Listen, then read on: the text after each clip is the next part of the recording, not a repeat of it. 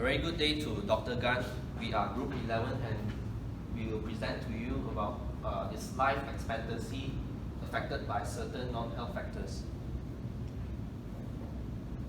This paper uses data from Kaggle, which were pre-collected from the World Health Organization and the United Nations databases to determine whether certain social and economic aspects can affect the life expectancy of individuals.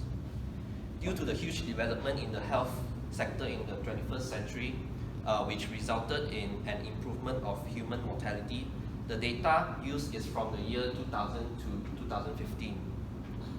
There was a total of 2,398 observations from 193 countries in the original data file, but missing values existed in the initial inspection of the raw data. Since our study is to focus purely on economic and social factors, which are not directly related to health and how these non-health factors can affect life expectancy, all other health-related variables in the raw data were excluded.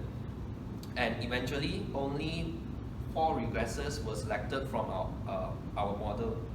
And the final data set included 764 observations with 4 independent variables. The aim is to answer the following questions, which are what predicting variables affect life expectancy? Will higher government expenditure in healthcare improve lifespan? Do citizens in more economically developed countries have higher lifespans? Will densely populated countries have a lower life expectancy? And last but not least, what is the impact of schooling on the expected life of humans? Now I'll be talking about the introduction to the model and scatter plots. Our data contains a sample size of 764 observations, and the variables in the model are defined as below. Our response variable, which is y, is our life expectancy is measured in the number of years. Our independent variable, which is our regressors, are measured with x1, x2, x3, and x4. x1 is the total expenditure measured in millions of US dollars. x2 is the GDP per capita measured in US dollars. x3 is population measured in, by number of humans, and x4 is measured by the number of schooling years. This is our scatter plot matrix for the 4 regressors. This scatter plot shows it's between our responding variable and x1, which is total expenditure. It shows an upward slope, and it is positively but weakly related. It is also linear. This scatter plot shows the relationship between the life expectancy and GDP per capita, which is x2. The graph on the left shows that it is upward sloping curve and it is positively related. However, we decided to transform the data as the graph on the left is non-linear. The graph on the right shows that it is now linear, upward sloping, and positively related. This scatter plot shows the relationship between life expectancy and x3, which is population. Again, on the left, it shows a non-linear graph, and it shows that it is weakly related. We decided to transform the data, but it still shows that it is weakly related and random. The last scatter plot shows the relationship between life expectancy and numbers of schooling years. This shows an obvious upward slope, positively and strongly related, as well as it being a linear curve. So now we'll be looking at the multiple linear regression of our model.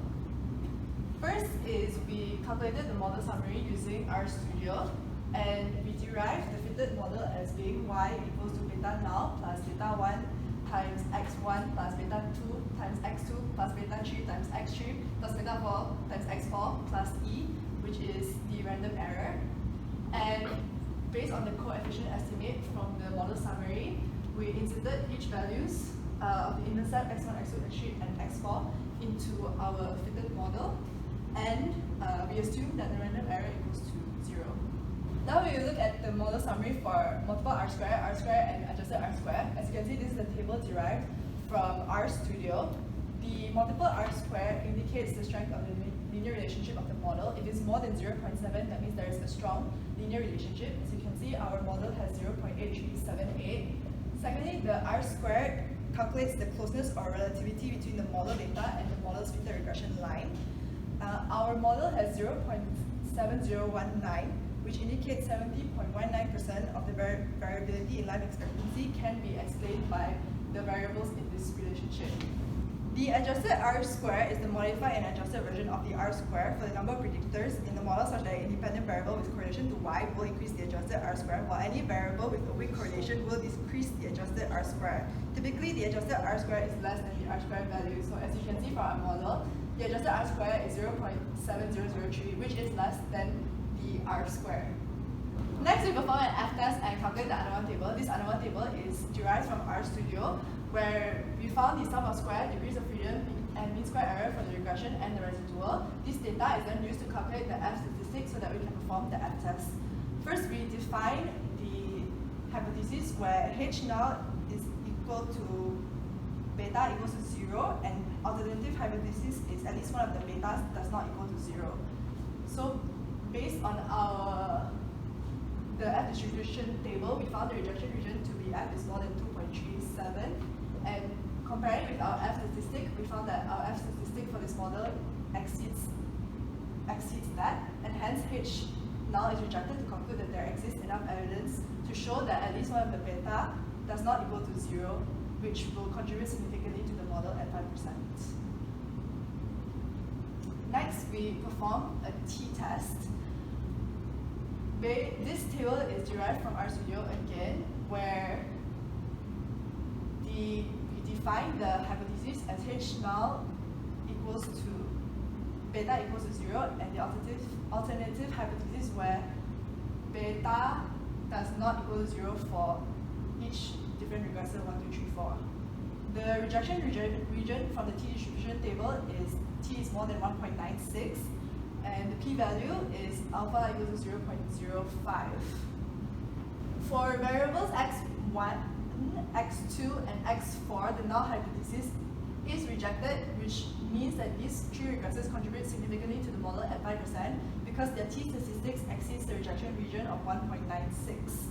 Furthermore, their p-value is less than 0.05.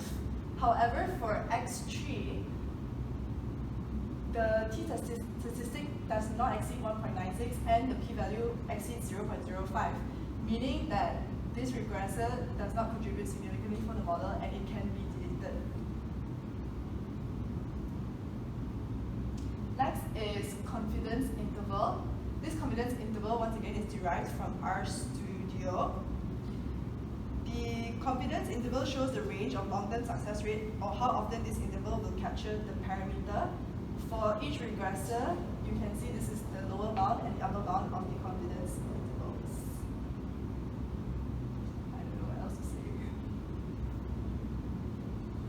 Next is the confidence interval on mean response and prediction interval. This is our fitted model mentioned earlier, and inside the brackets is the sample mean of each variable.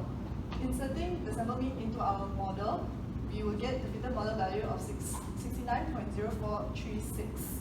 Then the confidence interval and the prediction interval at 95% is calculated using RStudio. The lower bound for the confidence interval is 68.6209 to 69.4544, while the prediction interval is 58.1382 to 79.9371. Our fitted model value fits in both of these intervals. However, the prediction interval is wider than the confidence interval, and this could be due to the prediction interval depending on errors from the fitted model. Next, I'm going to talk about model adequacy checking. First of all, the data can generate a normal probability plot with upward sloping and approximately a straight line. We believe that the life expectancy of this country is normally distributed. Second of all, we also do the model adequacy checking by looking at the residual. Residual is the difference between data response and the fitted response. Standardized residual can detect outliers by dividing the standard deviation, and studentized residual can also detect outliers by looking at the mean square error. And pressed residual, which is the predicted error sum of square or deleted residual, we can also identify the extreme value, which is believed to be the outliers, by looking at the predicted value. Next, we will look at the normal QQ plot. If the value of studentized residual, standardized residual, and pressed residual is below -3 or above 3, the observation is believed to be an outlier. As we can see from the normal plot, there is a downward sloping on the left, and it is not symmetrical. It is believed that there is a negative skew normal distribution, like this. A negative skew normal distribution will produce negative value, and it is not symmetrical. And next, we will look at the standardized residual against predicted value plot. We can see that the residual value contains in a horizontal band. The residual fluctuate more or less in a random fashion inside the band. The band is the orange line, and therefore there is no obvious model defect, and it is believed that this data have constant variance. As we can see, there are 1 point above 3, which is 0.242, is observation 2.2, 242, and there are 6 observations below -3. This observation I believe to be an outlier, which is 7 observation. According to pressed residual, we can also see that observation 242 is a potential outliers which have the biggest pressed value. In conclusion, for model adequacy checking, all the methods detected that there are 7 outliers in the data, and observation 242 and 252 is the potential outliers. Okay, so now we have to talk about topic 4, which is diagnostic for leverage and influence. So we would like to discuss about how we calculate the leverage observation. We use this method, which is called the head value method. And we found out that by using this formula 2 times PON, we found out that the head value cutoff point is 0.01309. So as we found this value, we found that there's around 79 observation exceeded the cut-off point for the head value. So next, we conducted an additional analysis by deleting observation 261 and 262, and that we found out that these two numbers observation, which is the furthest away from the cut-off point, we found that it doesn't make much difference in our observation.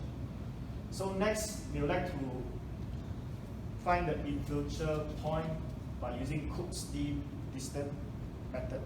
So by using this distance method, we found out that there is no cut-off point exceeded the value 1. So as a result, the largest value is observation 242 with a value of 0.1385. But then it is not greater than 1. So we can conclude that there's no observation is an influential point. Next, we conduct another test which is called as the F-fits. In this method, we found that the cutoff value for the F-fits is 0.1. Therefore, these observations are the influential point. So as a conclusion, all these values, we can only say that they are influential point by using the F-fits method, but not the Cook's method. So I'll continue with examine multicollinearity problem in our regression model. So one of the ways of detecting multicollinearity would be through the examinations of correlation metrics, as it directly reflects the measure of multicollinearity in inspections of off-diagonal elements. So below is the scale of correlations. And for correlation metrics, when two regressors are linearly dependent, which the values are close to -1 or 1, it actually indicates the existence of multicollinearity. And in our model, most of the regressors are weakly correlated, except for x2 and x4, which are moderately correlated. And besides then correlation metrics, multicollinearity can also be tested by using VIF or Torrance value. And this is a way of calculating VIF, which is by dividing 1 over 1 minus r squared or 1 over Torrance value. So if the values of VIF exceeds 5 or 10, it actually indicates that multicollinearity exists. And regression with tolerance level lower than 0.1 indicates that the existence of multicollinearity as well. So in our case, based on the result we have calculated, we would conclude that there is lack of evidence to prove that the multicollinearity actually exists. In conclusion, economic and social factors do play a vital role in life expectancy. And from the correlation table, we have calculated that X2 and X4 has the highest positive correlation of the regressors and also the most linearly dependent data in this model. And nevertheless, most regressors have VIF near 1, indicating that multicollinearity does not exist. Last but not least, the relationship between the response variable and the regressors shown in the fitted model is valid.